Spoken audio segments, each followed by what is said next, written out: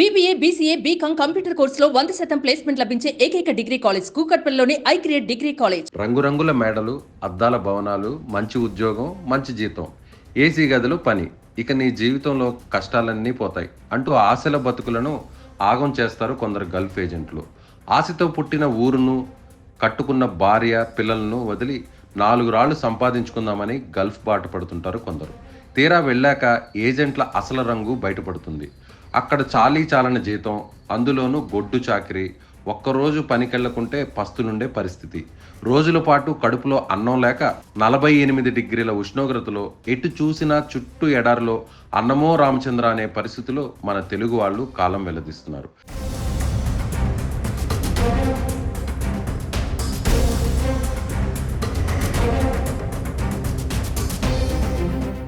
తాజాగా Gulf agent చేతిలో మోసపోయి ఏపీకి చెందిన ఓ యువకుడు సౌదీ అరేబియాలోని ఎడారిలో నరకం అనుభవిస్తున్నాడు.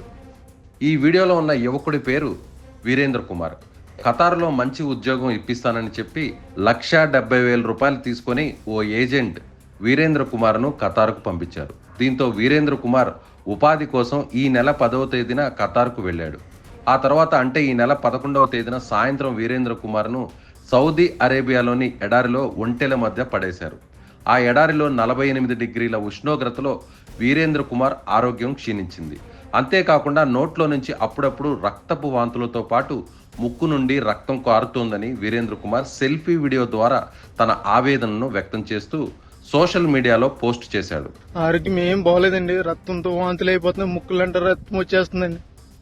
అలా సెల్ఫీ వీడియోను తన స్నేహితులకు పంపడం ద్వారా ఆ స్నేహితులు సోషల్ మీడియాలో పోస్ట్ చేశారు. దీంతో ఈ వీడియో వైరల్ అయింది. తాను ఇబ్బందికర పరిస్థితులు ఎదుర్కొంటున్నానని, ఈ నరకం నుంచి తనను బయటపడేయాలని వీరేంద్ర కుమార్ వీడియోలో అభ్యర్థించాడు. ఎడారిలో సరైన తిండి లేక నానా ఇబ్బందులు పడుతున్నానని వీరేంద్ర కుమార్ తెలిపారు. మరో 10 రోజులు ఇక్కడే ఉంటే తాను చనిపోయే పరిస్థితి ఉందని సెల్ఫీ వీడియోలో తన గోడును వెల్లడించాడు. ఈ తీసుకొచ్చిన ఏజెంట్కి నేను వీసాకి 1,70,000 ఇచ్చానండి. 1,70,000 అప్పు చేసి ఇచ్చామండి. నేను మా కుటుంబ సభ్యులందరూ ప్లీజ్ నన్ను కానీ ఇలా వదిలేసానండి. 10 రోజుల్లో కనుక నేను ఇలా ఉంటే కనుక చచ్చిపోతానండి. ప్లీజ్ నన్ను కాపాడండి, నాకు సహాయం చేయండి అంటూ కన్నీరు పెట్టుకున్నాడు. ఈ వీడియో చూసిన ఏపీ మంత్రి నారా లోకేష్ స్పందించారు. మేము నిన్ను సురక్షితంగా ఇంటికి తీసుకొస్తాము, బాధపడకండి అంటూ లోకేష్ ట్విట్టర్లో పోస్ట్ చేశారు.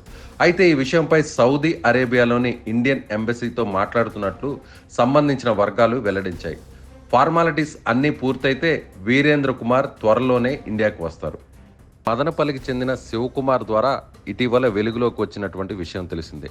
శివకుమార్ ఈ విధంగా సెల్ఫీ వీడియో తీస్తూ కువైట్లోని ఎడారిలో తాను పడుతున్నటువంటి కష్టాలను ఆ వీడియో ద్వారా తెలిపాడు శివకుమార్.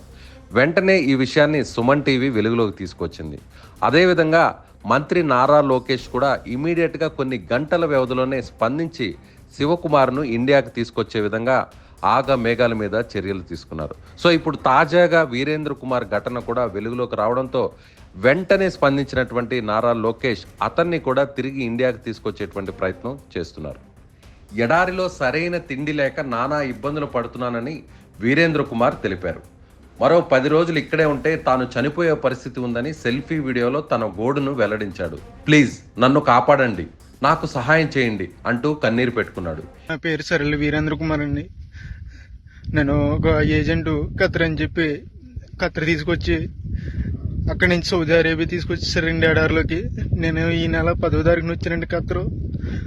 అక్కడి నుంచి 11వ తారీఖున సాయంకాలం నన్ను సౌదీ అరేబియా ఎడారిలోకి తీసుకొచ్చేసారండి. అక్కడ ఆ బాబా నన్ను 4 రోజులు ఉంచుకుని సౌదీ అరేబియాలో ఇంకా చాలా దూరంలో తీసుకొచ్చి పడేయారండి ఎడారిలోని. నాకు 11వ తారీఖు నుంచి ఇప్పుడు వరకు నాకు ఆరోగ్యం ఏం బాగోలేదండి, రక్తంతో వాంతులు అయిపోతుంది, ముక్కులంటే రక్తం వచ్చేస్తుందండి, బాత్రూమ్ రావట్లేదండి. చాలా ఇబ్బందులు ఎదుర్కొన్నానండి. ఎవరైనా పెద్ద మనసుతో నాకు సాయం చేయండి, నన్ను ఈ నరకం నుంచి నన్ను కొంచెం బయటపడండి. సుమన్ టీవీలో మీ పర్సనల్ అండ్ బిజినెస్ ప్రమోషన్స్ కోసం కింది నెంబర్కి కాంటాక్ట్ చేయండి.